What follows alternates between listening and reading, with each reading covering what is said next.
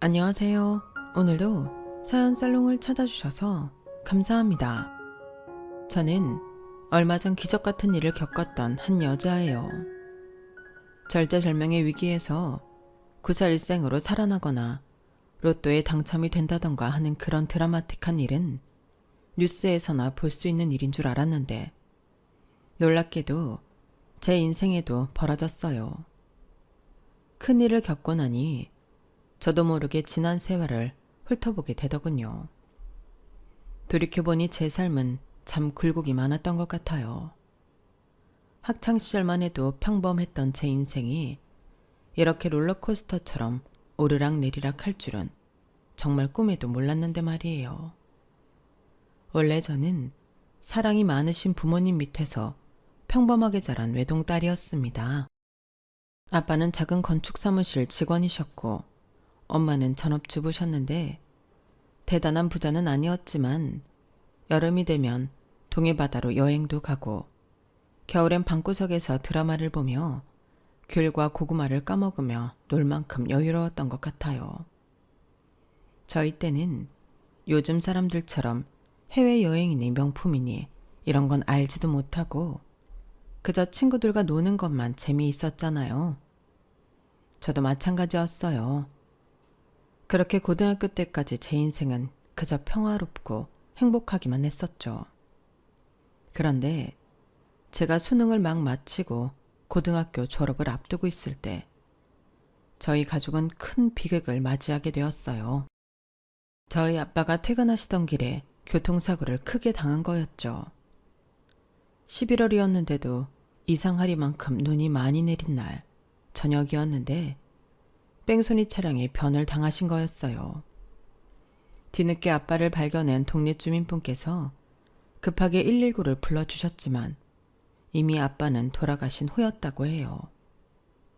소식을 듣고 놀란 엄마랑 저는 곧바로 경찰에 신고를 했지만 그 당시만 해도 CCTV가 많지 않았던 때라서 끝끝내 범인을 잡지 못했어요. 아니 그래도 어딘가엔 찍히지 않았겠어요? 선생님, 한 번만 더 찾아봐 주세요. 이렇게 저희 남편 보낼 수 없어요. 죄송합니다. 근데 그 근방 CCTV에는 찍힌 차량이 없고 좀 더 범위를 넓히면 또 찍혀있는 차량이 너무 많아요. 그날이 금요일이었지 않습니까? 한두 차량만 특정해서 볼 수가 없을 정도로 차량이 많았어요. 그래도 저희 동네랑 연결된 도로만 보면 안 돼요? 그 시간에 나가는 차량이 별로 없었을 텐데.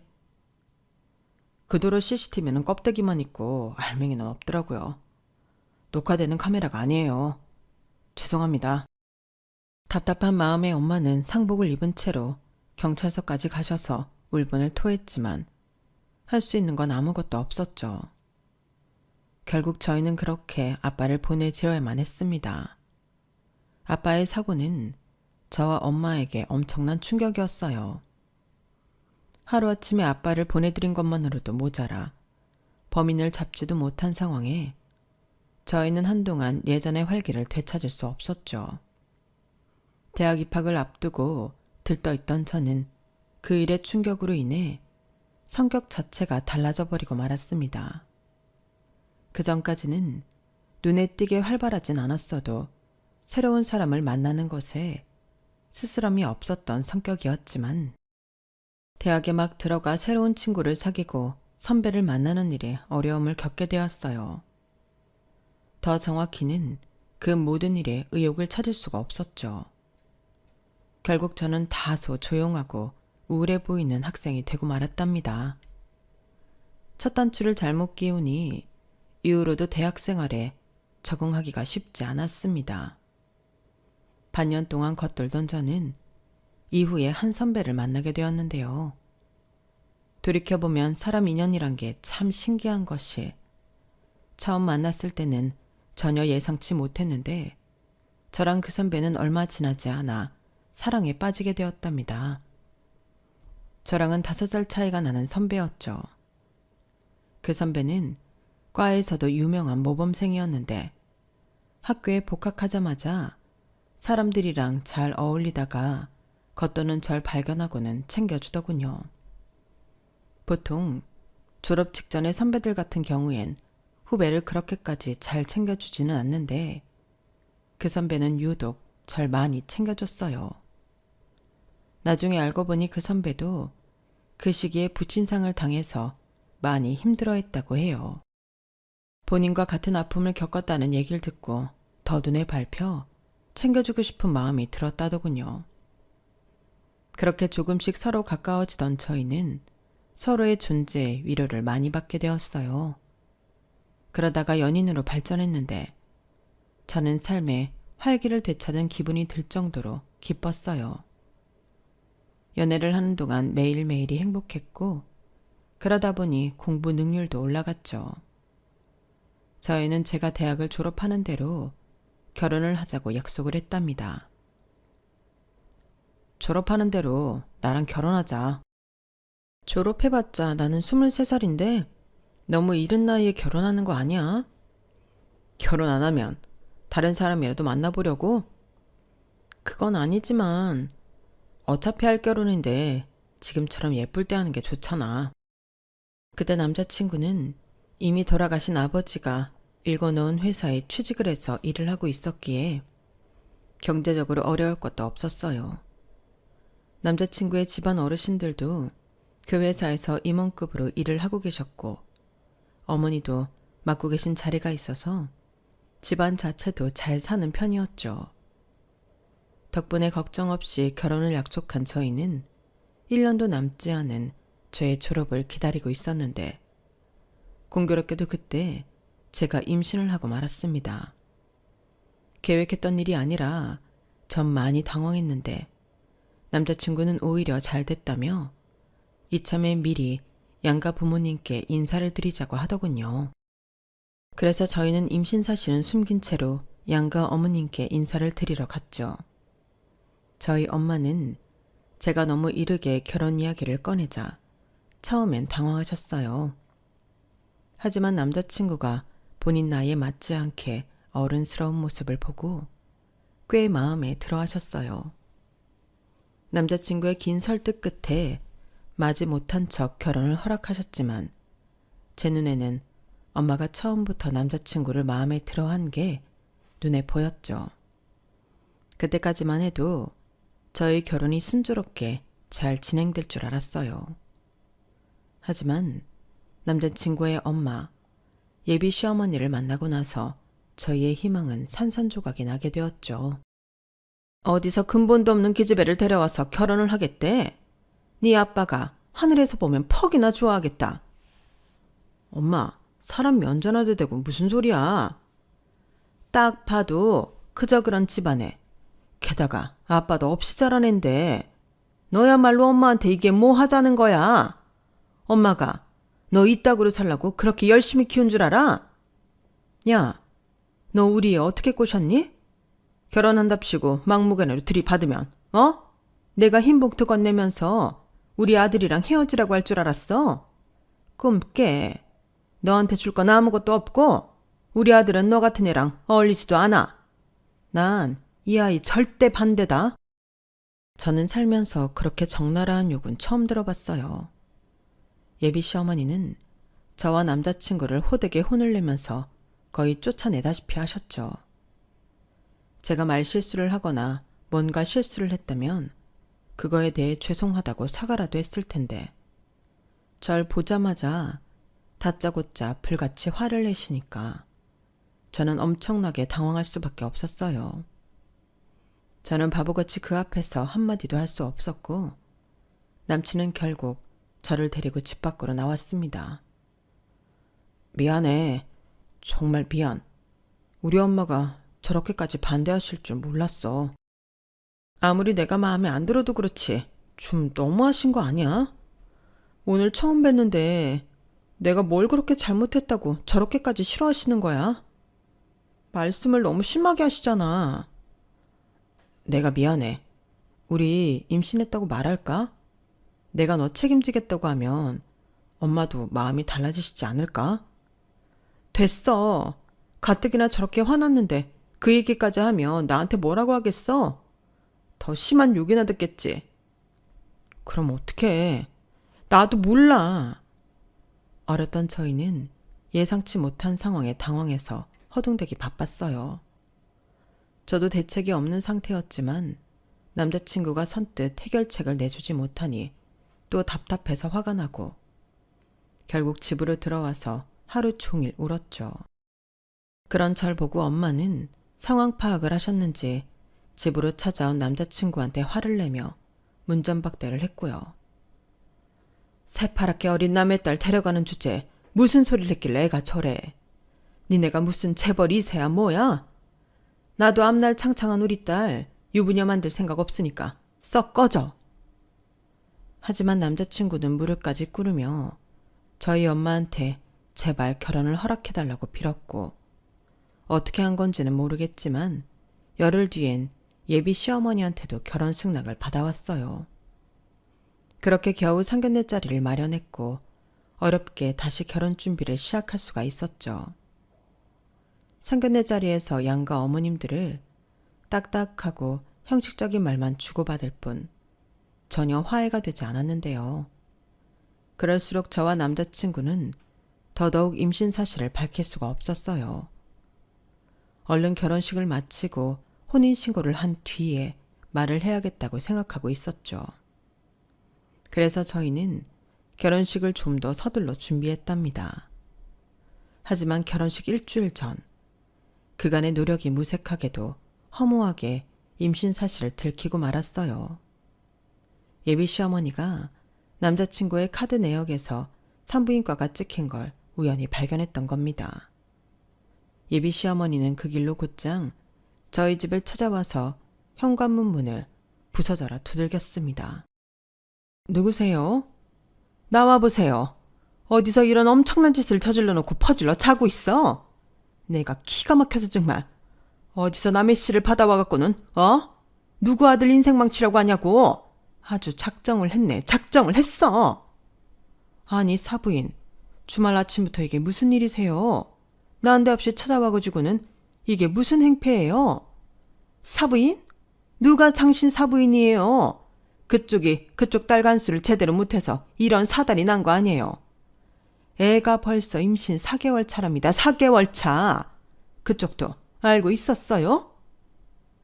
예비 시어머니의 말에 엄마도 충격을 받고 말문이 막히시고 말았죠. 당시 엄마는 돌아가신 아빠 자리를 대신해서 일을 하고 있었기 때문에 제 몸 상태를 알아차리시기가 더 어려웠거든요. 그래서 더 큰 충격을 받으신 것 같았죠. 엄마가 놀라거나 말거나 예비 시어머니는 원색적인 비난을 퍼부어댔어요. 내가 저딴 걸레 같은 년을 하마터면 며느리로 들 뻔했다고. 순진한 우리 아들이 깜빡 속아 넘어갔으면 생각만 해도 치가 떨려서. 하마터면 팔자에도 없는 남의 새끼 키울 뻔했어. 도대체 딸내미 교육을 어떻게 시켰으면? 뭔 소리예요. 누가 봐도 애 아빠는 당신 아들인데. 어리고 순진한 남의 딸 인생 망쳐놨으면 책임은 그쪽에서 져야 할 거 아니야.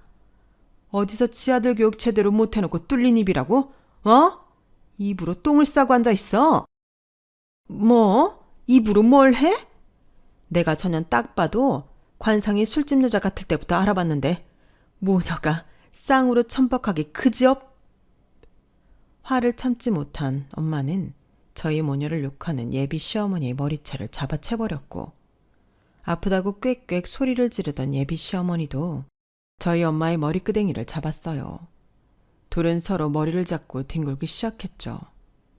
저는 놀라서 맨발로 현관 밖을 뛰쳐나갔고 그때서야 택시를 타고 헐레벌떡 도착한 남자친구가 기겁을 하며 뛰어왔어요. 저희가 아무리 두 사람을 뜯어 말려보려고 해도 워낙 둘 다 힘이 세서 떼어놓을 수가 없었죠. 결국 주민의 신고로 경찰서까지 다녀오고 나서야 두 사람은 진정할 수가 있었답니다. 경찰서를 다녀온 뒤 저는 엄마한테 수십 차례 등짝 스매싱을 맞았고 그동안의 일을 곧이곧대로 털어놓게 되었어요. 원래부터 사고를 쳐서 급하게 결혼을 하려고 했던 게 아니라 결혼을 하기로 약속하고 나서 얼마 뒤에 임신 사실을 알았다는 말을 1시간이 넘게 말씀드려 겨우 엄마를 설득할 수 있었어요. 처음부터 엄마를 속이려고 했던 게 아닌데 양가 어머니 두 분 다 분위기가 너무 안 좋아서 결혼식을 올리고 나면 그때 말을 하려고 했다고요. 거짓말해서 미안해 엄마. 근데 나도 너무 당황스럽기도 하고 그리고 어차피 결혼할 거였으니까 괜찮다고 생각했어. 그래서 이제 어떡할 건데? 어? 난 저 집안에 너 시집가는 꼴 못 봐. 그럼 애 낳는 것도 다시 생각해 봐야 하는 거 아니야? 지워야 할 거 아니야, 애를. 뭐? 어떻게 그건 살인이야, 엄마. 내가 무슨 고등학생도 아니고 어엿한 성인인데. 이게 무슨 살인이야? 그건 아직 사람도 아니야, 이 화상아. 일단 너부터 생각을 해야 할 거 아니야, 너부터. 엄마의 마음을 이해 못하는 건 아니었지만 그때 저에겐 아이의 존재가 너무나 생생하고 또 선명했어요. 분명히 살아있는 생명인데 이 아이를 죽인다는 게 산모로서 도저히 용납되지가 않더군요. 머리로는 아이를 낳는 게 더 힘들 거라는 걸 알면서도 저는 끝내 아이를 지우겠다는 엄마의 말에 동의할 수가 없었죠. 엄마는 그런 저를 보고 이틀 밤을 꼬박 새우시면서 괴로워하셨어요. 결국 3일째 되는 날, 엄마는 저에게 아이를 낳아서 키우자고 해주셨죠. 그래도 그 집안에는 절대 시집 안 보낼 거야. 지 아들 내벤 거 알자마자 개거품 물고 지랄하는 꼴을 보니 어차피 그딴 집안에 가봤자 너만 고생이다. 애는 우리 둘이 키워보자. 너도 젊으니까 어떻게든 되겠지. 아, 저 화상. 이미 양가 어머니들이 머리채까지 잡고 싸웠는데 제가 생각해도 결혼은 얼토당토 않은 일이었고 엄마 말이 틀린 게 하나도 없었어요. 저를 보자마자 처음부터 절 싫어해서 온갖 막말을 쏟아붓는 예비 시어머니랑 한 가족이 된다는 상상만으로도 끔찍했죠. 게다가 이미 그 사이에 예비 시어머니는 이미 예식장에 직접 찾아가서 취소까지 하고 왔다고 하더라고요. 저는 마음을 단단히 먹고 남자친구를 불러냈어요. 그리고 엄마들이 말하는 대로 결혼 취소하고 우리도 헤어지자고 말을 했습니다. 남자친구는 제 말에 펄쩍 뛰며 극구 반대했어요. 그게 대체 무슨 소리야? 결혼은 당장 못하더라도 헤어지는 건 아니지. 그럼 애는 어떡하고? 오빠 애 아니라며. 신경 쓰지 마. 애는 우리가 알아서 키워. 웃기는 소리 하지 마. 우리 엄마가 하는 말 그냥 한 귀로 듣고 흘려. 엄마도 내 애라는 거 아셔. 알고 더 저러는 거야. 그러니까 내 말이 알고도 저러시는 거면 더 큰일이잖아. 결혼식 안 올리더라도 내가 오빠랑 계속 만나면 이 다음에는 머리채 잡는 걸로 안 끝날 거 아니야. 남자친구는 몇 번 더 다시 생각하라며 절 설득하려고 했지만 제가 워낙 완강하게 거절하자 체념하고 돌아갔어요. 2달 뒤 남자친구는 한 번 더 저에게 찾아왔는데요. 그간 무슨 일이 있었던 건지 몰라보게 초췌한 모습이었죠. 남자친구는 대뜸 제게 미국으로 가자는 말을 했어요. 같이 미국으로 갈래? 거기에서는 우리 둘이서만 지낼 수 있어. 나중에 자리 잡히고 여유가 생기면 장모님도 자주 초대할 수 있고. 갑자기 엄마랑 생이별을 하라고? 아니야, 됐어. 애는 엄마랑 내가 알아서 잘 키운다니까? 말도 안 되는 소리 좀 그만해. 장모님도 나이가 있고 결국 너 혼자서 애 키우게 될 건데 여자 혼자 애를 어떻게 키우겠다는 거야. 그래서 미국 가면? 거기 가면 오번의 집안 사람들 완벽하게 차단할 수 있어? 아무도 못 찾아오고 해코지 못하게 할 수 있냐고. 남자친구는 결국 제 말에 아무런 대답도 못하고 돌아갔어요. 그리고 그 길로 미국으로 홀로 떠났죠. 저희는 그렇게 헤어지게 되었어요. 그 뒤 저는 24살에 저희 아들을 낳았고 미혼모로 살기 시작했어요. 다니던 대학은 출산 전에 겨우 졸업했지만 취업은 할 수 없었죠. 아이를 키운다는 게 생각보다도 훨씬 힘든 일이라는 걸 낳아보고 나서야 알 수 있었어요. 밤낮으로 제대로 잠도 못 잤고 화장실도 맘대로 못 갈 정도로 힘들었죠. 엄마는 홀로 돈을 버시면서 그런 저와 제 아이 뒷바라지를 해주셨어요. 그렇게 고생하며 엄마랑 둘이서 열심히 아들을 키웠어요. 한창 그렇게 전쟁처럼 육아를 하고 있던 어느 날, 저희 집 앞으로 엄청나게 큰 택배 상자 하나가 오더라고요. 어머, 엄마 택배 시켰어? 뭐가 이렇게 커? 아니, 왜? 뭐 왔어? 어머, 이게 무슨... 나한테 온 것 같은데 여기 내 이름이 적혀 있어. 받는 사람 이름은 제 이름이 맞았는데 보내는 사람 이름은 아무런 정보도 적혀 있지 않았죠. 제 몸만한 택배 상자를 열어보니 그 안에는 각종 육아용품과 산모를 위한 물건들이 가득했어요. 기저귀 가방도 하나 들어있었는데 그 안에는 현금으로 1,000만 원이 들어있더군요. 택배를 보낸 사람은 자신의 정보를 전부 지웠지만 엄마랑 저는 직감적으로 알 수 있었어요. 애 아빠가 보낸 상자라는 것을요. 그때 그 택배 상자가 애 아빠로부터 받은 처음이자 마지막 소식이었네요. 저희는 그 물품들과 돈으로 한동안 한숨 돌릴 수 있게 되었어요. 하지만 그것도 아주 잠시뿐이었고 저희는 뭔가 대책을 찾아야 했어요. 그 전까지는 엄마는 출퇴근하는 일과 육아를 병행해야 했고 저는 집에서 틈틈이 부업으로 액세서리 부품을 만드는 일을 했었는데 몸은 몸대로 고단하고 수입은 여전히 낮았거든요. 결국 저희는 뾰족한 방안을 계속 찾다가 얼마 후 집 근처 학교 앞에 작은 문방구를 인수해서 영업을 시작했어요. 그 문방구는 안쪽 쪽방에서 아들을 키울 수가 있었기 때문에 가지고 있던 돈과 대출을 같이 껴서 인수를 한 거였죠. 위치가 학교 앞이니 장사는 잘 되더군요. 거기서 6년 넘게 있으면서 아들을 키워냈답니다. 그런데 아들이 학교를 갈 무렵부터 문방구를 찾아오는 아이들이 점점 줄어드는 거예요. 알고 보니 학교와 주택가 사이에 대기업에서 운영하는 가게가 생겼더라고요. 주말에 엄마랑 아들이랑 다 같이 그 가게로 가서 살펴보니 문구점부터 생활용품까지 없는 게 없었죠.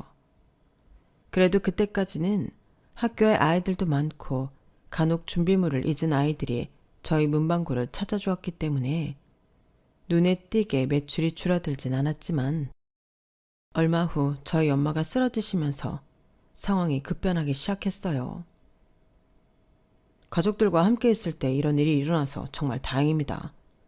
쓰러지시자마자 곧바로 병원으로 오지 못했다면 정말 큰일 날 뻔하셨어요. 왜 그런 건데요? 저희 엄마한테 큰 문제라도 있는 거예요? 심부전증입니다. 심장이 이미 꽤 많이 커지셨어요. 그전에도 두통이 심하거나 다리가 심하게 붓거나 하셨을 텐데 그때 병원에 좀 일찍 오지 그러셨어요. 그야 나이가 들면 자주 붓고 그러니까 의뢰 몸이 쑤시는 정도로만 생각했죠. 많이 심각한가요? 약을 꾸준히 드셔야겠는데 신부전증 같은 경우엔 다른 합병증이 오는 경우도 많아서 관리를 잘 하셔야겠습니다. 운동도 꾸준히 하시고요. 그럼 치료는 어느 정도 받아야 하나요? 완치라는 건 없어요. 계속 꾸준히 치료 받으셔야 합니다. 의사의 말을 듣고 저희는 정말 눈앞이 깜깜해지는 것 같았습니다. 저는 엄마가 아픈 뒤로 자책을 정말 많이 했어요. 가뜩이나 아빠가 돌아가신 후에 집안 사정이 힘들어지고 있었는데 제가 아들을 낳는 바람에 엄마가 고생을 많이 하셨거든요. 엄마랑 아들 앞에서 티를 내진 않았지만 가족들 없는 곳에서 정말 많이 울었어요. 엄마가 그렇게 건강을 잃으신 게 꼭 제 잘못인 것만 같았죠. 하지만 슬픔에만 젖어 있을 여유가 없었어요. 당장 엄마 약값과 치료비 나가는 돈도 많은데 문방구 매출은 가파르게 떨어지고 있었거든요. 또 아들은 아들대로 한참 자랄 때라서 가만히 있어도 들어가는 식비가 꽤 되었죠. 문방구를 운영하면서도 부업 일을 다시 시작했고 밤을 새면서까지 일을 했지만 여전히 세 식구가 살아가기엔 부족하더군요. 얼마 지나지 않아서 결국 저희 문방구는 망했고 겨우겨우 싼 값에 가게를 넘기게 되었어요. 그 과정에서 저희 가족은 빚만 떠안게 되었고요. 당장 일터가 사라지니 빨리 일을 새로 구해야 하는데 이미 나이가 들 대로 들어버린 애엄마로서 새로운 일을 구한다는 게 쉽지가 않았어요. 몇 개월을 헤맨 끝에 동네 슈퍼 아줌마를 통해 저 같은 사람도 지원할 수 있는 회사가 있다는 사실을 알고 그쪽으로 가게 되었어요. 당시 제 나이와 스펙으로 일할 수 있었던 건 그곳이 유일했던 것 같아요. 그곳은 바로 유명한 기업의 콜센터였답니다. 물론 최저 시급으로 일을 시작하게 되었죠. 거기서 일하면서 연장 근무, 주말과 공휴일 근무까지 돈을 더 벌 수 있다면 저는 뭐든지 했습니다. 저 혼자 벌어서 세 식구가 먹고 살려면 그럴 수밖에 없었어요. 당시에는 콜센터 직원들을 보호해주는 제도가 하나도 없었기 때문에 평생 듣도 보도 못한 별의 별욕을 다 듣기도 했는데요. 그렇지만 사람이 벼랑 끝에 몰리니까 그런 말에 상처받을 여유도 없었어요. 동시에 초인적인 집중력이 생기기도 하더라고요. 저는 남들보다도 월등히 빠르게 일을 배웠고 인센티브도 그만큼 많이 받을 수 있었어요. 얘, 너는 무슨 돈독이 그렇게 올랐니? 좀 쉬어가면서 해. 옆에서 보는 내가 다 깝깝하다 정말. 야, 문주는 그 가장이잖아 가장. 냅둬라 좀. 아니, 남편은 놀아? 애는 도대체 언제 본대? 남편은 없어요. 애는 할머니가 돌봐주시고 있고요. 어머, 문주야 미안. 하던 거 해. 가자 가. 같이 일하는 사람들에게까지 독하다는 소리를 들어가면서 지독하게 일을 했죠. 하지만 그럼에도 여전히 돈은 빠듯했어요. 엄마가 병세가 계속 악화되셨거든요. 심장이 제 역할을 못하니 다른 장기들도 무리가 가서 손상되기 시작했고 엄마는 점점 음식도 제대로 드시지 못하게 되셨어요. 결국 저는 일을 늘려서 출근하기 전 새벽 5시에 건물 청소도 같이 했습니다. 아픈 엄마의 병간호는 그 사이 철들어버린 아들이 대신 해주고 있었어요. 그 고사리 같은 손으로 죽도 하고 반찬도 잘게 잘라 할머니를 먹여드리면서요. 저희의 이런 노력에도 불구하고 엄마는 결국 3년 뒤에 세상을 떠나고 말았답니다. 3일장을 하는 내내 아들과 부둥켜 안고 얼마나 울었는지 몰라요. 못난 딸을 만나서 고생만 하다간 우리 엄마. 딸의 일이라면 항상 두 팔 걷어붙이고 나서서 행동해 주던 엄마가 이제 세상에 없다고 생각하니까 솔직히 두려운 마음도 많이 컸죠. 병상에 누워 계셨다고 해도 엄마는 존재만으로 저에게 든든한 분이었거든요. 아빠를 보내드릴 때랑은 또 다르게 세상에 홀로 남은 기분이 들기도 했어요. 제가 키워내야 하는 제 아들이 없었다면 아마 저는 끝끝내 슬픔에서 헤어나오지 못했을지도 몰라요. 엄마를 보내드리고 나서 이듬해에 저희 아들은 중학생이 되었습니다. 아들은 사춘기인 나이가 되어서도 반찬 투정 한 번을 안 했어요. 어릴 때는 천진난만하고 개구장이었는데 어느새 어른보다도 더 철이 들어서 공부에만 매진을 하더군요. 퇴근하고 집에 들어가면 아들은 옆에 바퀴벌레가 지나가고 있어도 모를 만큼 책만 보고 있더라고요. 그런 모습을 보면 그 나이 때만 즐길 수 있는 것들을 제대로 즐기지 못하는 것 같아서 저는 그게 참 속상했죠.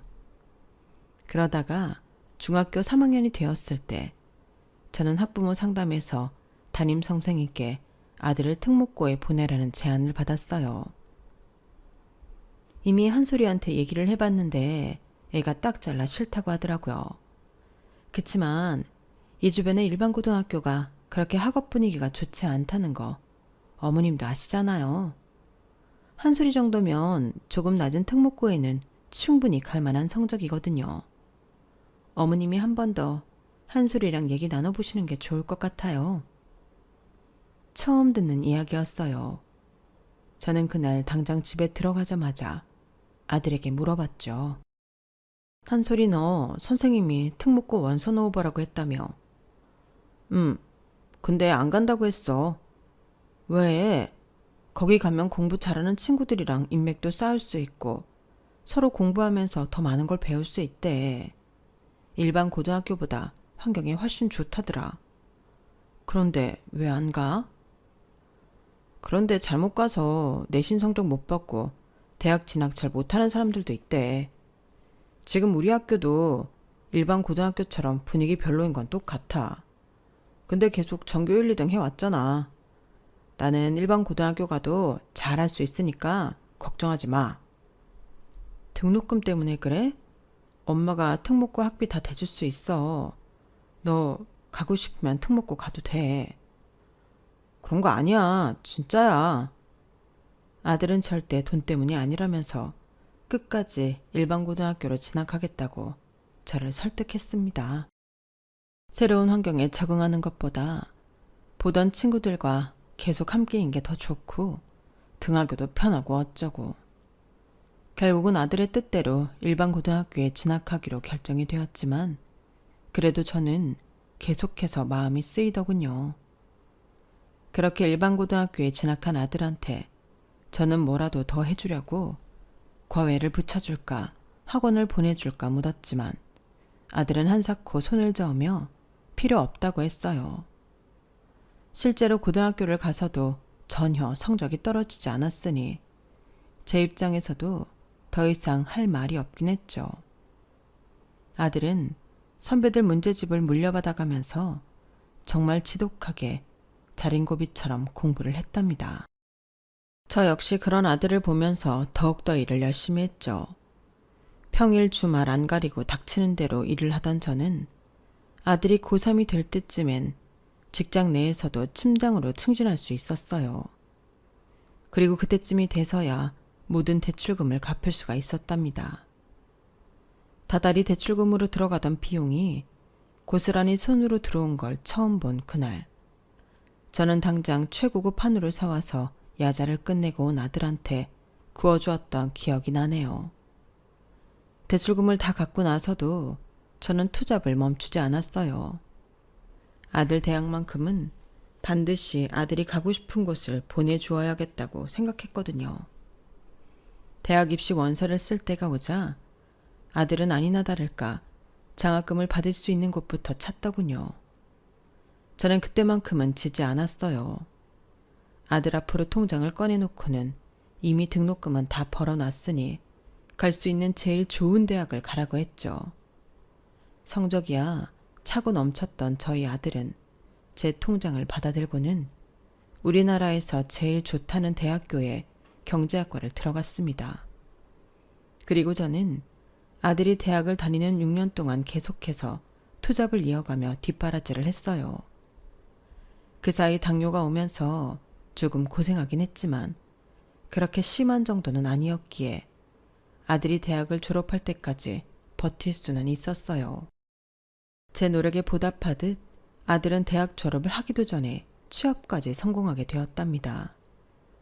요즘 같은 취직난에 졸업도 하기 전에 대기업에 붙다니 이만한 경사가 따로 없었죠. 졸업식 날 꽃다발을 들고 아들 학교에 갔는데 저로서는 대학교라는 공간을 거의 30년 만에 처음 가게 된 거였어요. 학사모를 쓰고 있는 아들을 보니 얼마나 늠름해 보이던지 가슴이 벅차오르기까지 했어요. 그리고 그 옛날 제가 대학교 졸업을 앞두고 아들을 가졌을 때부터 그간 겪어왔던 일들이 전부 파노라마처럼 스쳐 지나가더군요. 눈물샘이 터져서 사진을 찍는 순간조차 눈앞이 흐리고 눈물 범벅이었어요. 아들은 그런 저를 안아주고 저희는 두 손을 꼭 붙잡고 집으로 들어왔죠. 그런데 집 앞에 웬 번쩍번쩍한 외제차가 하나 서 있는 겁니다. 저희가 다가가자 운전석에서 어떤 중년 남성이 내려서 저희를 보더군요. 혹시 박문주 씨랑 박한솔 씨 되십니까? 네, 맞는데요. 누구세요? 아, 저는 장철홍이랑 같이 사업했던 친구입니다. 괜찮으시다면 저랑 잠깐 얘기 좀 하시겠습니까? 그게 누군데요? 엄마 알아? 26년 만에 들어본 그 이름에 저는 심장이 뚝 멈추는 줄 알았어요. 살면서 애아빠 생각이 한 번도 나지 않았다는 건 아니었지만 그래도 남의 입을 통해서 그 이름을 듣는 건 26년 만에 처음이었거든요. 상상도 못했던 일이었죠. 경황이 없는 채로 그 사람을 집 안으로 들이고 커피 한 잔을 하는데 그 사람은 그간 애아빠가 어떻게 살았는지 저희에게 이야기해 주었어요. 길고 긴 얘기였죠. 애아빠는 그 옛날 저와 헤어질 당시 가족들과 크게 싸우고 미국으로 건너간 거였다고 합니다. 그 당시 예비 시어머니가 저를 그렇게도 싫어했던 이유는 본인이 점 찍어두었던 다른 며느리감이 있었기 때문이었다고 해요. 내 아빠는 그런 예비 시어머니와의 관계도 틀어지고 미국에서 지내면서 집안의 도움을 받지 않고 혼자서 자수성가를 하려고 노력했는데요. 그런데 그 사이 자기 아버지가 일궈 놓은 회사를 예비 시어머니랑 같이 운영하던 작은 아버지가 예비 시어머니를 회사에서 내쫓고 그 회사를 혼자 독식해버린 겁니다. 예비 시어머니는 한순간에 길바닥에 나앉게 되고 애아빠는 그걸 차마 모른 척할 수 없어서 어머니를 미국으로 데려가 보살펴드렸다고 해요. 어머니는 돌아가시는 그날까지 그때의 일로 인한 우울증과 대인기피증으로 고생하시다가 갔다고 합니다. 그 사이 애아빠의 사업은 조금씩 빛을 발하기 시작했고 조금만 더 돈을 벌면 저를 만나러 오려고 알아보던 중이었다고 합니다. 하지만 애아빠의 사업은 얼마 안 가서 한순간에 망해버렸다고 해요. 그때 전국이 아주 난리였죠. 한국에서도 맨날 뉴스에 나왔을 거예요. 그때 은행 돈 빌렸던 사람 중에 망한 사람들 엄청 많았거든요. 빚도 많이 생겼고요. 청욱이랑 저도 그때 한 달인가 노숙까지 했었어요. 저는 다시는 사업 같은 건 꿈도 꾸지 말아야지 싶었는데 철옹이 그놈은 다시 사업을 할 생각을 하더군요. 그때 저희가 벌써 40이 넘었었는데 그 나이에 식당 청소도 하고 택시 운전도 하면서 장장 5년 동안 돈을 모았어요. 밥도 제대로 못 먹고 잠도 제대로 못 자면서 그렇게 악착같이 돈을 모으더니 다시 사업을 시작하자며 저를 찾아왔죠. 처음에는 사무실 차릴 돈도 없어서 철옹이가 사는 단칸방에서 먹고 자고 일을 했습니다. 틈틈이 생을 벌려고 알바도 하면서요. 그러다가 3년 만에 처음 투자를 받기 시작했고 10년 만에 이렇게 성공하게 되었네요. 길바닥에서부터 여기까지 다시 재기하는데 꼬박 15년이 걸린 셈이죠. 그럼 아버지는 어디 계세요? 네 아버지는 작년에 돌아가셨다. 재기에 성공해놓고 한국으로 돌아갈 날만 고대하고 있었는데 작년에 우리가 살던 마을에서 총기 난사 사건이 있었어. 네 아버지도 피해자 중 한 명이었지. 병원에서 꼬박 3일간 사경을 헤매다가 결국 사망했단다. 이 친구가 생전에 미리 유서를 작성해 두었더군요. 내용이 전부 문주 씨 얘기뿐이었어요. 철옹이 앞으로 재산이 100억이 넘는데 전부 문주 씨랑 아들한테 물려주라고요. 옛날부터 그 친구가 술만 들어가면 문주 씨 얘기를 참 많이 하긴 했어요. 자기가 참 못난 짓을 했다고요. 그렇게 죽을 때까지 미안해하면서 살다 갔어요. 그러면서 그 친구분은 저희에게 100억이 든 통장과 편지봉투 한 통을 넘겨주고 가셨어요. 편지봉투를 열어보니 두툼한 종이 몇 장이 들어있었는데 읽어보니 그건 유언이라기보단 편지에 가까웠어요. 아들과 함께 그 글을 읽어내려가는데 저는 눈에 익은 애아빠의 필체를 보자마자 울음이 터져 나왔어요. 옆에서 아들이 아무리 위로를 해주어도 도저히 눈물을 참을 수가 없었죠. 변호사가 혹시 모를 일 대비해서 유언을 써놓으라는데 떠오르는 사람이 문주 너밖에 없네. 내가 미국으로 떠나올 때 그때 널 끝까지 설득했어야 했는데 미안하다. 그때는 나도 너무 어렸어서 무책임한 짓을 저질러 버렸어. 낯선 타국에서 살다가 네 생각이 날 때마다 너한테 씻을 수 없는 상처를 남기고 온 것 같아 항상 속죄하는 마음으로 살았어. 지나고 보면 문주야, 너와의 추억들은 내가 가장 소중하게 간직하고 있는 시간들이었다.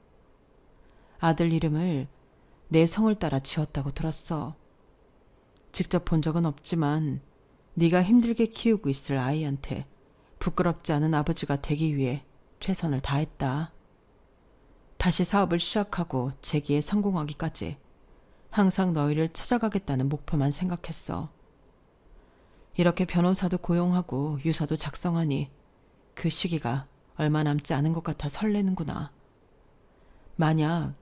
정말 만약 나에게 무슨 일이 생겨 이 글을 너희가 읽게 된다면 부디 나를 용서해 주길 바란다.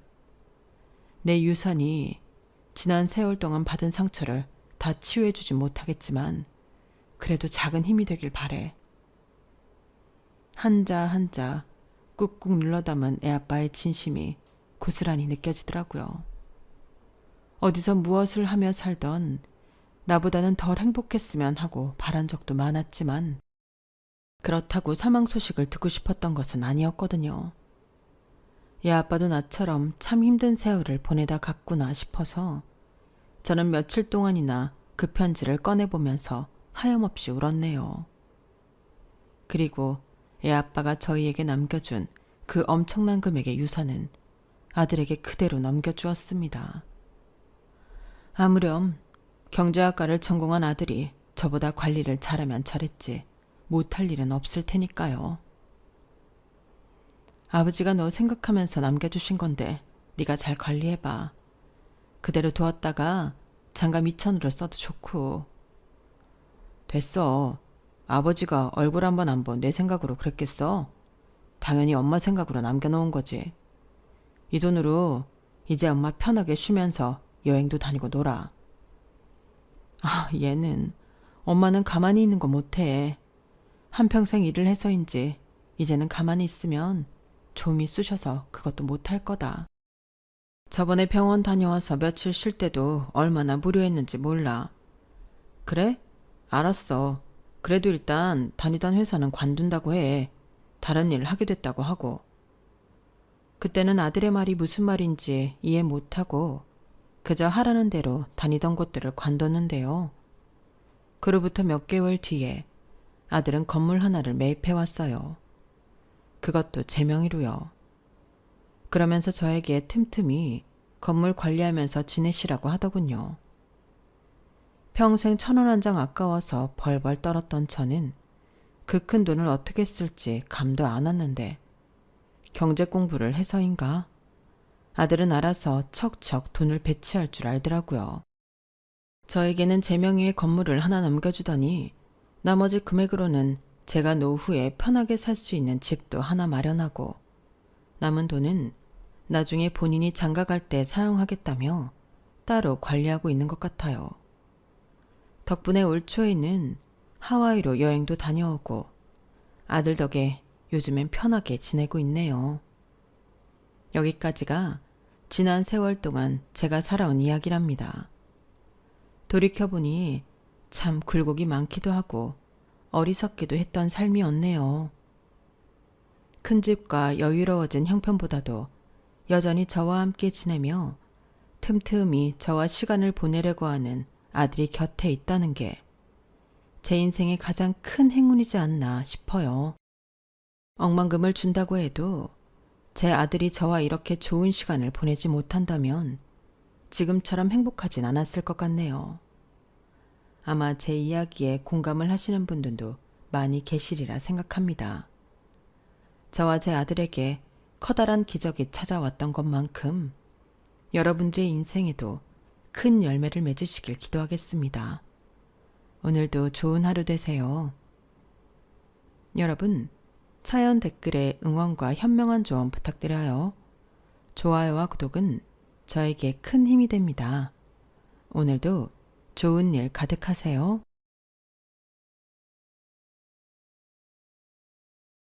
안녕하세요. 오늘도 서연살롱을 찾아주셔서 감사합니다. 저는 30대 중반으로 넘어가는 여자입니다. 적은 나이라면 적은 나이겠지만 마냥 적지만은 않은 나이라고 할 수 있죠. 남들은 애를 낳아서 키울 나이인데 저는 아직 결혼조차 하지 못했어요. 남들에게는 쉬워만 보이는 결혼이 왜 저에게는 이렇게 어려운지 모르겠어요. 결과적으로 결혼을 하진 못했지만 저도 최근에 결혼의 문턱까지는 넘어갔다 왔는데요.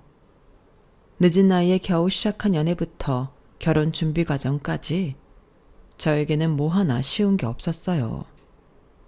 결혼을 준비할 때는 뭐에 시이게라도 한 사람처럼 결혼이 하고 싶었고, 하지 못하면 낙동강 오리알 마냥 세상에서 버려지고 외면당할 걸로만 생각했어요. 실제로 그렇게 생각했다기보단 당시 제가 결혼에 대해 느꼈던 압박감이 그 정도였다고 할 수 있겠네요. 그도 그럴 게 저에겐 나이 차이가 좀 나는 여동생이 있는데요. 동생이 저보다 빨리 결혼을 했거든요. 동생이 행복하게 한 사람의 아내로서 신혼생활을 즐기고 있을 때만 해도 막연하게 부럽다는 생각은 했어도 저까지 결혼을 해야겠다 라는 생각은 없었는데 어느 날 동생이 지나가듯 한 말에 그때부터 왠지 모를 압박감을 느끼기 시작했던 것 같아요.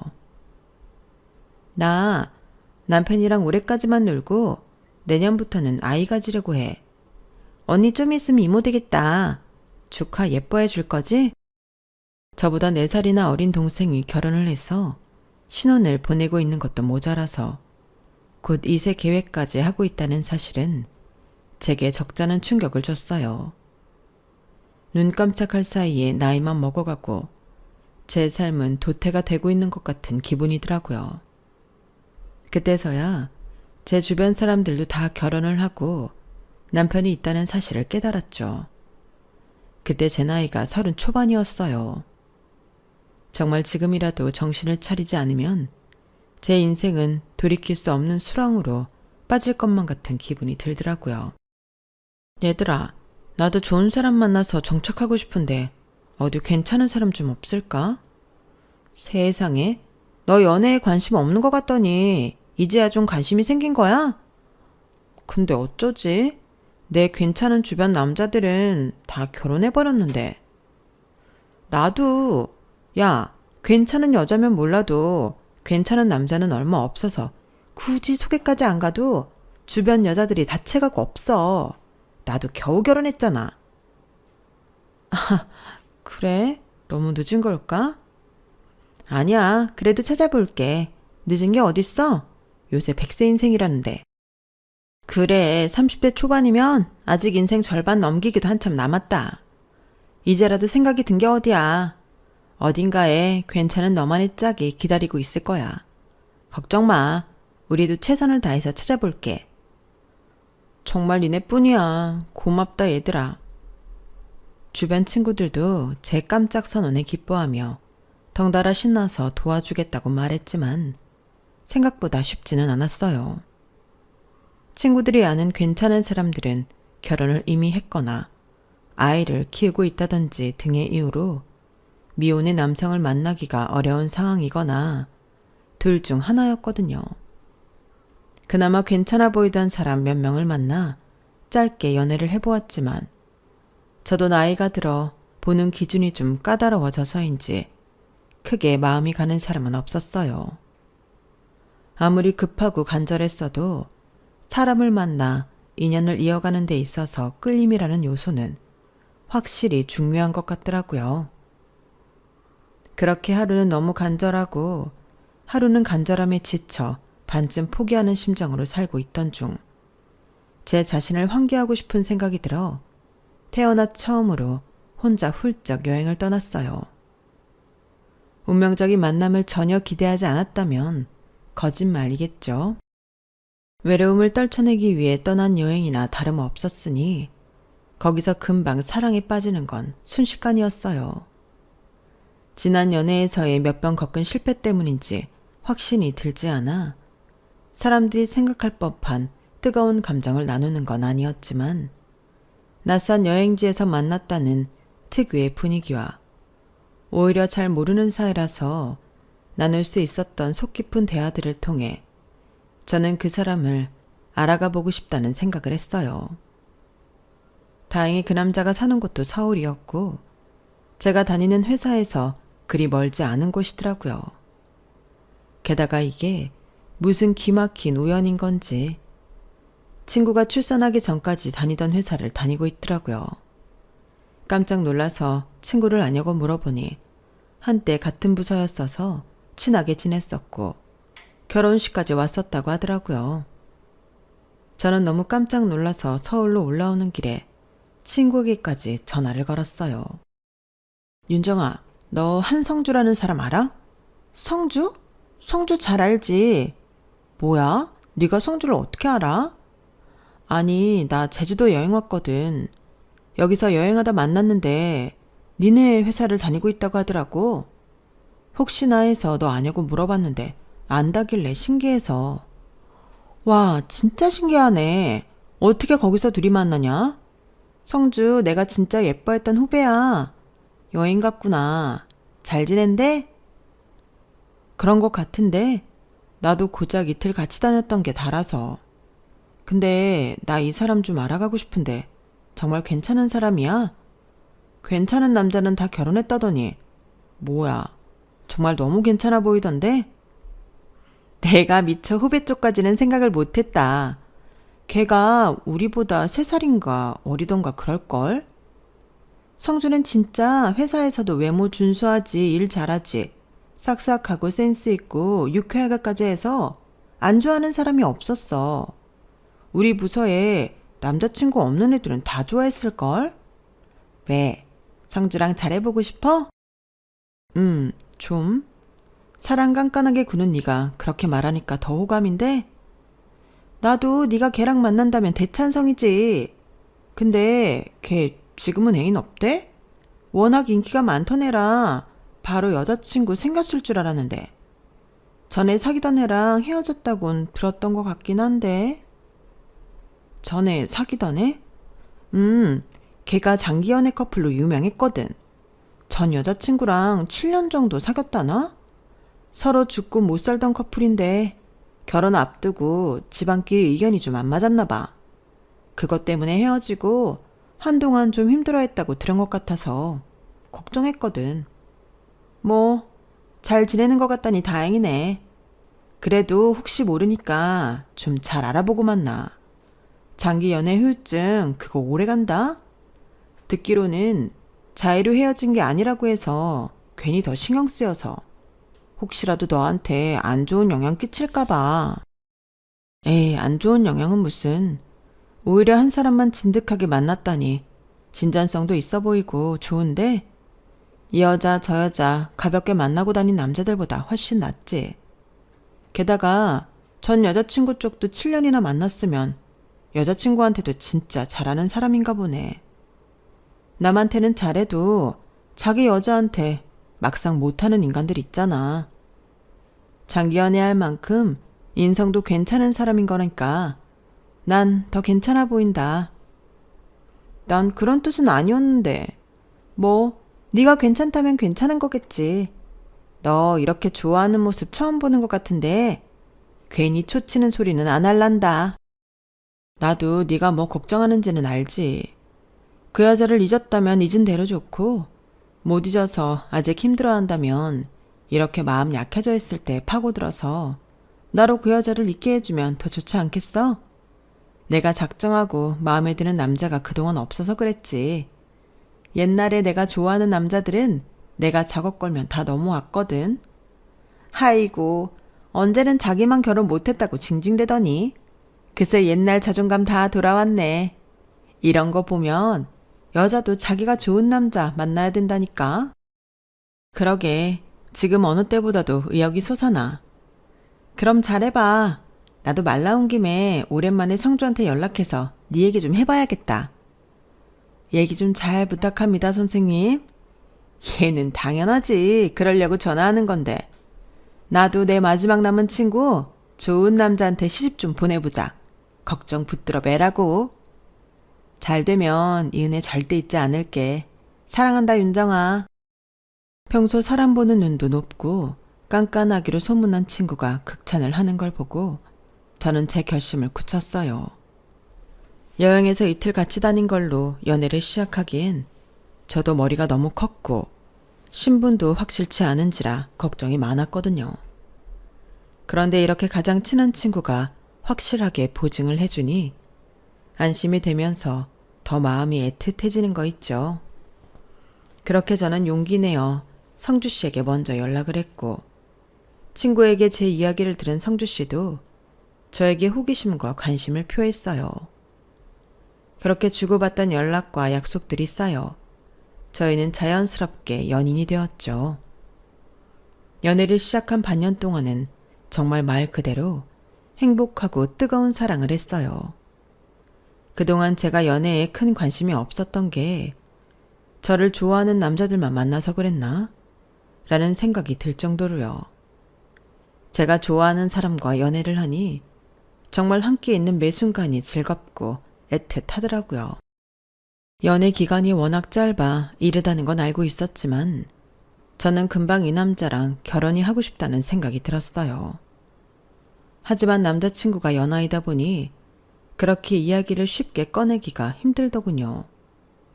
저는 일단은 1년을 채우기 전까지는 결혼 이야기는 최대한 자제해 봐야겠다는 생각을 했죠.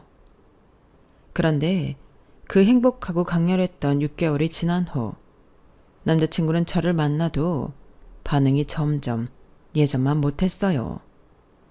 야, 넌 무슨 연애 처음 해본 사람 마냥 그런 거 가지고 의기소침해지고 그래. 당연한 거 아니야? 완전 연애초랑 같을 수는 없지. 성주랑 오래 만나고 싶다며. 벌써부터 이렇게 불안해하고 초조해해서 어떻게 오랫동안 관계를 이어가려고 그래. 알지. 아는데 내가 시큰둥해질 땐 몰랐는데 지금은 내가 아쉬운 입장이 돼서 그런가 봐. 남자친구 반응이 일일이 신경 쓰이네. 그런 괜한 생각하지 말고 그냥 잘 지내. 얘기 꺼내봤자 피곤해하기만 한다? 자칫 잘못하면 싸움이 될 수도 있고. 그건 그래. 알겠어. 조심해 볼게. 친구에게 따끔한 조언을 듣고 정신 차려보려고 노력도 했지만 시간이 지날수록 제 촉이 착각이 아니라는 것만 확인될 뿐이었어요. 아무리 여행지에서 갑자기 시작된 사랑이라지만 어떻게 이렇게 갑자기 식을 수가 있을까요? 양쪽 다 마음이 서서히 멀어진 것도 아니고 저는 이렇게 아직도 뜨거운데 솔직히 너무 받아들이기가 어려웠어요. 그래서 남자친구한테 제안을 하나 했죠. 곧 있으면 1주년이니 저희가 처음 만났던 곳 제주도로 여행을 가자고요. 제가 뭘 제안을 하면 늘 무뚝뚝한 얼굴로 고개만 끄덕이던 남자친구가 오랜만에 환한 얼굴로 좋다고 하더라고요. 그 반응을 보니 역시 시작을 되새길 수 있는 곳으로 떠나야 옛날 생각도 하면서 다시 사이가 좋아질 수 있겠구나 싶었어요. 그렇게 1주년 기념여행을 떠났어요. 저를 만났을 때 말고도 제주를 많이 와봤는지 맛집도 많이 알고 예쁜 카페도 많이 알아서 저는 딱히 뭘 찾아보지 않고 남자친구가 짜온 데이트 코스를 편안하게 따라다녔어요. 맛있는 걸 먹고 아름다운 풍경을 보며 행복한 시간들을 보냈죠. 남자친구도 오랜만에 기분도 참 좋아 보이고 표정도 한결 편안하고 여유로워 보이더라고요. 해변에서 술을 마시고 살짝 취기가 올라온 분위기를 만끽하고 있는데 남자친구가 갑자기 전화를 받겠다며 모래사장 쪽으로 나가더라고요. 굳이 제 앞에서 받지 않길래 업무 전화인가 보다 싶어서 전화가 끝날 때까지 잘 기다렸어요. 생각보단 금방 돌아오더라고요. 뭐야? 회사야? 누군데 매너 없이 휴가 기간에 전화를 하고 그래? 아, 물어볼 게 있었나 봐. 길게 통화한 건 아니니까 뭐. 남자친구는 약간 민망해하더니 금세 다른 주제로 대화를 돌렸어요. 그때까지만 해도 별 생각은 없었죠. 그때만 해도 둘 다 알딸딸하게 취한 상태였는데 전화를 받고 돌아온 다음 남자친구는 방금 전까지보다 더 술을 빨리 마시기 시작했어요. 그러다 진짜 취하겠다. 좀 천천히 마셔. 기분이 좋아서 그래. 앞에 바다도 있고 서울 올라가면 또 언제 이렇게 바다 앞에서 술을 마시겠어. 그건 그렇지만 결국 남자친구는 걱정했던 대로 술에 거하게 취해서 몸도 잘 못 가눠서 숙소까지 제가 부축을 해줘서 겨우 데리고 갔어요. 숙소에 돌아와서 재밌는 것도 같이 보면서 2차로 놀기로 했었는데 술에 너무 취해버려서 들어오자마자 침대에 뻗어버리더라고요. 아, 뭐야. 시간 아깝게. 그러게 적당히 마시라니까. 어쩔 수 없이 저는 남자친구를 재우고 혼자서 드라마를 보며 시간을 보냈어요. 그런데 여행까지 와서 잠자는 남자친구를 옆에 두고 혼자 놀려고 해서 그런지 괜히 잠도 안 오고 너무 심심하더라고요. 그래서 남자친구가 핸드폰으로 깔아놓은 게임을 하려고 남자친구 핸드폰 잠금을 풀었는데 아까 통화했던 사람의 연락처가 화면에 떴어요. 준희라는 낯선 이름이 떠있더라고요.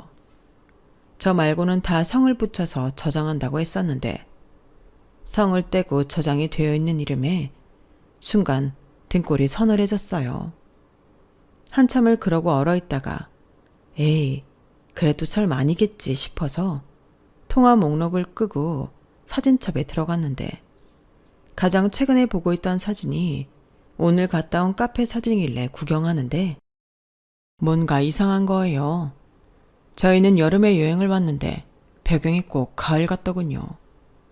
순간 눈앞이 캄캄해지는 기분이 들어 날짜를 확인하니 재작년 가을이더군요. 좀 더 사진을 넘겼더니 남자친구가 웬 여자랑 사이좋게 얼굴을 맞대고 찍은 사진이 나왔어요. 전 그때 진짜 머리를 세게 한 대 얻어맞은 기분이 들더라고요. 한 번도 본 적 없고 이름조차 몰랐던 전 여자친구의 존재를 그때 처음 마주한 거예요. 사진을 넘기다 보니 그 여자의 사진이 참 많이도 찍혀 있더라고요.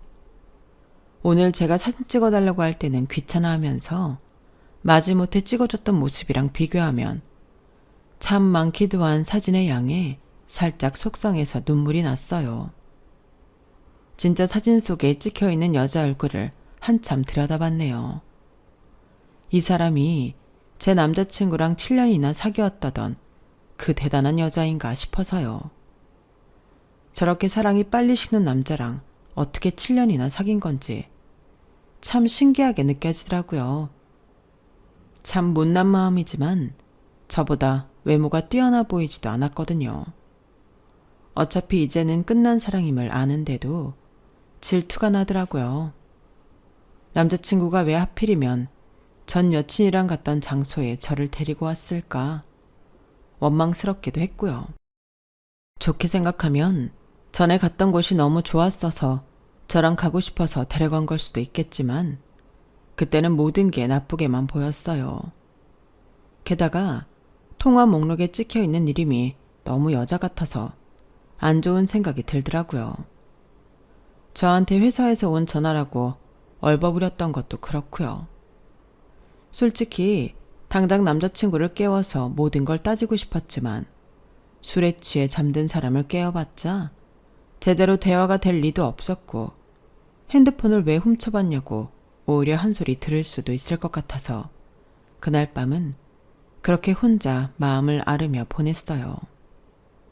다음 날에도 아무것도 모르는 남자친구를 보면서 혼자서 속으로만 애를 태웠어요. 또 척척 스케줄을 짜서 저를 데리고 다니는데 여기도 전 여친이랑 온 곳인가? 왜 이렇게 잘 알지? 혼자 상상의 나래를 펼치지 않고 싶어도 저절로 펼쳐지더라고요. 행복하려고 온 여행인데 더 지옥 같았어요. 이대로 여행을 계속하다간 화병이 나서 죽겠다 싶더라고요. 그래서 마음 단단히 먹고 물어봤죠. 혹시 어제 통화한 거 진짜 회사 사람 맞아? 갑자기 그게 무슨 소리야? 아니, 어제 너 너무 일찍 잠들어서 네 핸드폰으로 게임이나 잠깐 할까 했다가 봐버렸거든. 네가 전 여친이랑 찍은 사진들이랑 통화 기록에 있던 이름 전부. 뭐라고? 그걸 왜 봐? 어? 언제는 서로 비밀이 없어야 한다며. 핸드폰 비밀번호 공유하자고 먼저 말한 건 너잖아. 아니, 그건 그냥 신뢰의 문제니까 공유한 거지. 비밀번호 안다고 그렇게 멋대로 남의 핸드폰을 보는 경우가 어딨어. 내가 사진첩이랑 통화 기록을 보려고 본 게 아니고 핸드폰 잠금 풀었더니 통화 기록이 떠 있었고 그걸 지우고 사진첩으로 넘어갔더니 네가 보고 있던 날짜가 바로 떠서 본 거야. 내가 무슨 너 감시하려고 뒤져본 게 아니라. 진짜 사람 그렇게 안 봤는데 기분 좀 그렇다. 이럴 거였으면 나도 비밀번호 공유 안 했지. 야, 지금 그게 중요한 게 아니잖아. 우리 어제 같이 갔던 카페, 전 여자친구랑 갔던 곳이던데 전 여친이랑 다니던 장소를 나랑 데이트할 때 우려먹은 거야? 그리고 전 여친한테 전화 온 걸 회사 사람이라고 거짓말은 왜 했어? 아니, 그 전에 그 전화를 왜 받아? 아니, 난 그냥 그때 너무 좋았어서 누나랑도 오고 싶어서 온 거지. 어디였는지 기억이 잘 안 나서 간판 사진 찾아보려다가 본 거야. 내가 그 말을 어떻게 믿어? 전 여자친구랑 통화한 내역까지 봤는데. 진짜 피곤하게 왜 이래? 나 못 믿는 거야? 그냥 제주 와서 걔랑 간곳 누나랑 다니다 보니까 걔 생각이 난 건 맞는데 솔직히 이 타이밍에 전화까지 올 줄은 나도 몰랐어.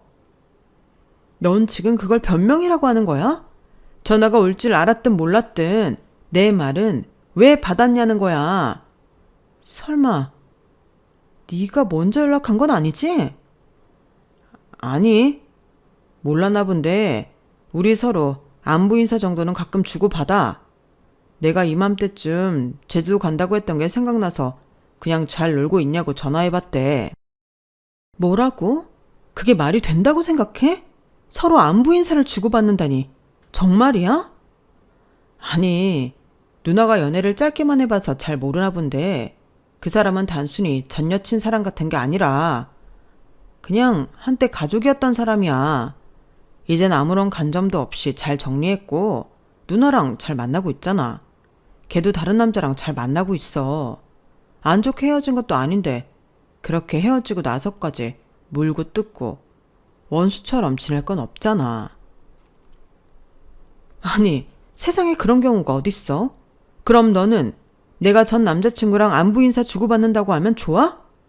남녀 사이에 친구가 어딨고 가족이 어딨어? 진짜 피를 나눈 것도 아니잖아. 그거야 당연히 싫지.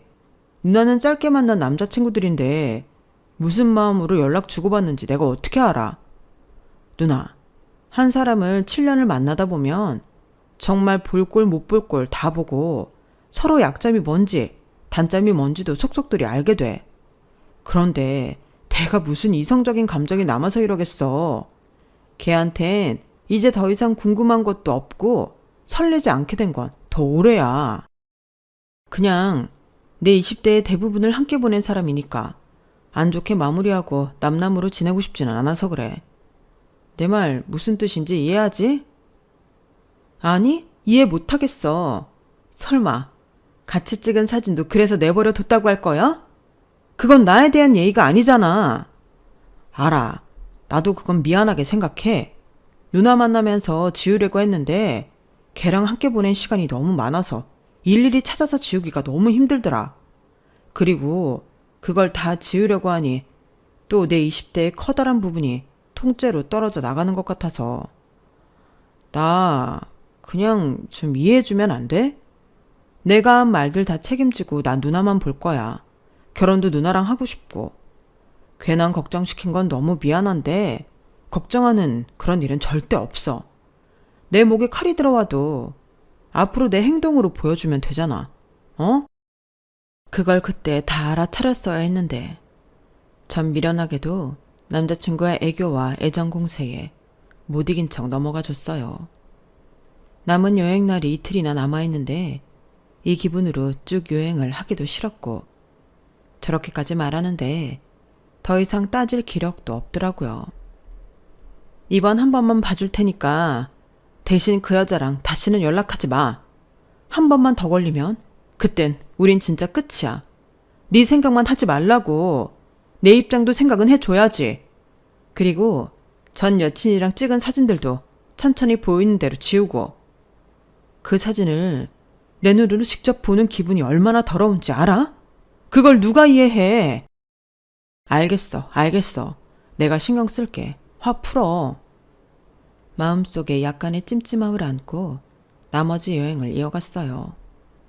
걱정도 됐지만 그때부터는 정말로 남자친구가 저한테 연애 초 때처럼 신경을 많이 써주는 것 같더라고요.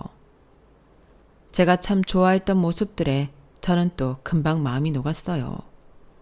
지금 생각해보니 제가 참 남자친구를 좋아했던 게 문제였던 것 같아요. 좋아하는 마음이 너무 크니까 냉정하게 사리 분별이 안 됐던 거죠. 그날 이후로 오히려 사이가 좋아진 것 같은 느낌도 있었어요. 비온 뒤 땅이 굳는다는 말이 있는 것처럼 저희 사이도 꼭 그런 건 줄로만 알았죠. 며칠 안 가서 남자친구가 갑자기 이러더라고요. 누나, 우리 그냥 결혼해버릴까? 응? 나야 좋지만 넌 아직 결혼 안 급한 나이인데 괜찮아? 무슨 결혼이 나이 때문에 하는 건가? 좋은 사람 나타나면 하는 게 결혼인 거지. 나도 누나랑 결혼하고 싶어. 우리 부모님한테 서로 인사드리자. 그래, 부모님께 말씀드려 볼게.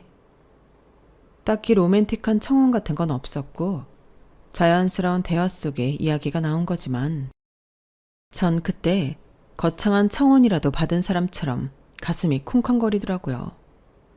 남자친구가 먼저 결혼 이야기를 꺼내주니 말 나온 김에 얼른 결혼을 해버리고 싶었어요. 빨리 혼인신고서에 도장을 찍고 남자친구를 빼도 박도 못하게 제 가족으로 만들어버리고 싶은 마음이 커졌죠. 이야기가 나오고 얼마 안 가 각자의 집에 인사를 갔는데 남자친구 부모님 쪽도 너무 온화하고 다정한 분들이셨고 저희 부모님도 남자친구를 정말 마음에 들어 했어요. 모든 게 순조로웠죠. 그렇다고만 생각을 했는데 짠! 우리의 500일을 축하하며 1주년이 엊그제 같은데 벌써 500일이나 됐네. 축하해. 저희는 사소한 기념일도 챙기는 커플이라 여느 때처럼 기념일 식사를 했어요. 그날은 외출보다는 맛있는 술을 몇 병 준비해서 남자친구 집에서 음식을 해 먹었는데 집이다 보니 남자친구가 금방 취하더라고요. 나 진짜 누나랑 빨리 결혼하고 싶었는데 내가 늦었다. 무슨 소리야? 뭐가 늦어? 하나도 안 늦었어. 내년 금방 와. 앞으로 평생 같이 살 건데 뭘 그렇게 급하게 생각해. 아니, 그게 아니라 내가 걔보다 빨리 결혼하고 싶었는데 늦어버렸어. 나쁜 년. 나한테 청첩장을 보내? 어떻게 이럴 수가 있어? 자기 취했어? 남자친구의 술주정을 듣는데 기분이 점점 나빠졌어요. 또 전 여친 얘기더라고요. 전 여자친구가 저희보다 빨리 결혼을 하는데 청첩장을 준 모양이었어요. 그리고 얘기를 듣다 보니 전 여친보다 더 빨리 결혼을 하고 싶어서 저한테 결혼을 하자고 한 느낌이 들어서 자존심이 너무 상하더라고요. 아니, 그럼 전 여친이 결혼 빨리 안 했으면 나랑 결혼은 언제 하려고 했는데? 갑자기 왜 이렇게 서두르나 했는데 설마 그게 전 여친 때문이었어? 아, 그런 거 아니야, 누나. 내가 아니라고 했잖아. 그리고 내가 걔랑 연락하지 말라고 누누이 말했지. 청첩장을 도대체 어떻게 받은 건데? 아직도 그놈의 안부 인사 주고받니? 아니라니까. 연락 안 했어. 갑자기 걔가 청첩장을 보낸 거야. 연락처를 차단하면 되잖아. 왜 아직까지 미련스럽게 연락처를 남겨놔서 이 사단을 만들어? 그래도 어떻게 삭제를 하냐. 우리 서로 부모님도 아는 사이인데. 걔가 내 동생이랑 엄청 친했단 말이야. 동생도 가끔 걔 안부 물어보고. 그러니까 그렇게 칼로 베어내듯이 끊을 수가 없는 관계라니까. 미안한데 난 솔직히 이해가 안 돼. 새로 연애를 시작했으면 당연히 전 애인은 깨끗하게 정리를 해야 하는 거 아니야? 그 사람은 나 같은 거 신경도 안 쓰고 행복하게 결혼 준비하고 있을 텐데 나는 그 사람 때문에 내내 신경이 쓰여. 새로운 데이트 장소 가면 그 사람이랑 갔던 곳은 아니겠지 싶고 당신 가족들 만나도 그 사람에 비해 마음에 안 들어하면 어떡하지 싶고 무슨 망령이라도 씌인 것처럼 자꾸 얼굴도 모르는 그 인간 생각이 난다고. 너도 이제 나랑 결혼까지 하기로 했잖아. 그럼 가족이 되는 건데 언제까지 이렇게 걔 때문에 나랑 싸울 거야. 내가 이렇게 싫다는데 그만해야 하는 거 아니야? 아, 알겠어. 그럼 누나, 나 마지막으로 부탁 하나만 해도 돼? 무슨 부탁? 나랑 같이 얘 결혼식에 가줄래? 나도 누나랑 결혼하는 거 얘한테 얘기하고 싶어. 뭐? 그게 무슨 말이야? 그 사람은 네가 연애하는 걸 몰라? 아니, 아는데 가볍게 연애만 한다고 생각할 수도 있잖아. 나도 결혼할 사람 있으니 이제는 연락하지 말라는 의미에서 누나를 데리고 가고 싶어. 그래야 정말 인간 대 인간으로서 걔 행복을 빌어주고 보내줄 수 있을 것 같아. 그게 말이 되니? 내가 거길 왜 가? 솔직히 누나 말대로 나 자꾸 미련하게 구는 거 맞는 것 같아. 그 사람이 좋았던 게 아니라 그 사람이랑 함께 했던 어린 시절에 내가 좋았어서. 근데 누나 말대로 이젠 깨끗하게 정리하고 보내줘야지. 나 이제 누나 사람이잖아. 누나만 볼 거잖아. 그러니까 정리하는 거 누나가 도와줘야지. 나도 진짜 지긋지긋하다. 정말 진절머리 나게 싫은 제안이었지만 시간이 흐르니 생각이 조금 바뀌었어요. 그놈의 전 여친 얼굴이나 한번 구경하자 싶더라고요. 제가 굳이 거기까지 가서 추기를 할 필요는 없으니 가서 구경이나 하다 오자 싶더라고요. 이 일을 통해서 남자친구가 그 여자를 깨끗이 잊는다고 약속했으니 진짜 마지막이라고 생각하고 이마에 참을 인자를 새겼죠. 그렇게 한 번 같이 가주는 것만으로도 앞으로 이런 일이 없어지는 거라면 한 번이 아니라 10번도 더 갈 수 있겠다는 생각도 들었어요. 그리고 무엇보다 결혼식에 가서 그 여자가 하는 결혼식보다 훨씬 화려하게 결혼하고 싶다는 생각이 들더라고요. 솔직히 전 애인보다 더 행복하고 싶은 마음, 저도 모르는 건 아니니까 남자친구의 마음이 아예 이해가 안 가는 건 아니었어요. 그리고 남자친구 옆에 제가 있다는 걸 그 사람한테 인지시킴으로써 추후 있을 일도 대놓고 방지할 수 있는 기회였죠. 그래서 그 사람 결혼식에 갔어요. 어차피 같이 사진 찍을 사이는 아니니 신부에게 질세라 최대한 화려하게 꾸미고 갔죠. 그런데 전 좀 충격을 받았어요. 신부가 생각 이상으로 너무 아름다웠거든요. 관리를 평소에 엄청 하는 사람인 건지 깡마르고 왜소한 체구에 얼굴도 작고 모델 같더라고요. 솔직히 모르는 사이로 만났으면 여신이다 생각했을 만큼 예뻐서 자존심이 팍 상했어요. 본판만 해도 일반인 수준이 아니었는데 거기다 반짝이는 하얀 웨딩드레스에 신부 화장까지 해놓으니 정말 천사 같더라고요. 그 사진은 뭐였는지 제가 착각을 해도 한참 한 것 같았죠. 남자친구가 신부 앞에서 제 손을 잡고 인사를 시켜주는데 신부는 저를 보고 환하게 웃기만 하는데 웃음이 하나도 안 나왔어요. 무슨 말을 주고받았는지 기억도 안 날 정도로 신부의 외모가 충격적이었고 결혼식을 보는 내내 남자친구의 씁쓸해 보이는 표정이 신경 쓰여서 미치겠더라고요. 와서 미련을 없애겠다던 남자친구는 오히려 진한 미련에 휩싸인 것처럼 보였어요. 저 모습으로 나랑 결혼할 수도 있었을 텐데 라고 대놓고 얼굴에 쓰여있는 걸 보다가 도저히 못 참겠어서 남자친구 손을 잡고 식장을 뛰쳐나와 버렸어요. 왜 그래 누나? 내가 여기 와서 눈두장 찍었으면 됐지. 이걸 끝까지 봐야 돼? 지인 결혼식도 지루하면 끝까지 못 보는데 뭐 보기 좋은 거라고 끝까지 봐. 그래도 우리도 곧 결혼할 건데 여기 온 김에 사전 구경 좀 해보면 좋잖아. 됐거든? 내 주변에도 결혼하는 사람 많은데 굳이 여기서 사전 구경할 게 뭐야? 누나, 또 왜 이렇게 예민해졌어? 저를 달래주기는커녕 피곤하게 군다는 듯한 남자친구의 그 말 한마디에 저는 결국 폭발했고 그날도 정말 박터지게 싸웠어요. 욱하는 마음에 그냥 다 됐으니까 결혼하지 말자는 말을 하니 나름대로 자존심 세워가며 싸우던 남자친구가 꼬리를 내리더군요. 아무리 화가 나도 어떻게 그런 말을 해. 나 정말 누나 아니면 결혼하고 싶은 사람 없다니까. 이제 제 좋은 사람 만나서 행복하게 결혼하는 거 봤으니까 정말 연락처도 차단하고 깨끗이 잊을게. 우리 그러려고 온 거잖아. 화내지 마. 저를 살살 녹이며 달래는 남자친구를 정말 믿어도 되나 싶다가도 또 금방 넘어가고 싶은 게 제 마음이더라고요. 이번이 마지막이라고 온 거니까 정말 끝이겠지 싶어서 넘어가 주는 것도 마지막이라고 생각했어요.